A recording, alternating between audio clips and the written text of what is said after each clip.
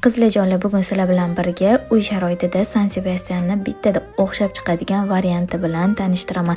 Retseptni albatta saqlab qo'yinglar, like bosishni unutmanglar. Mazasi, ta'mi ozinglarda qoladi va qayta tayyorlashga majbur qiladigan shirinlik bo'ladi.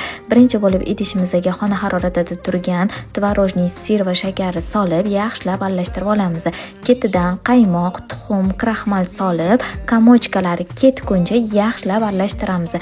Yaxshilab aralashtirganimizdan keyin pergament solingan qolipimizga solib, qizib turgan duxovkamizda pishirib olamiz. Xuddi shunaqa holatdaligida qolipimizni ochmaymiz. Endi ustiga shokoladni tayyorlaymiz. Bizga sut, qaymoq, shakar, tuxum sarig'i kerak bo'ladi. Gazga qo'yib pishirishni davom etamiz. Shokolad solib ham ozgincha pishirib olamiz va sovigan San Sebastianlarimizdan ustiga shokoladni qo'yib, xolodilnikka 5-6 soatga yuvoramiz. Yaxshilab sovigandan keyin ustini xohishga ko'ra bezatib, oila a'zolarimizga taqdim qilamiz va albatta shu usulda tayyorlab, ularni xursand qilishda davom etamiz. Sizlarga video yoqqan bo'lsa, albatta saqlab qo'yinglar, menga obuna bo'linglar, like bosishni unutmanglar.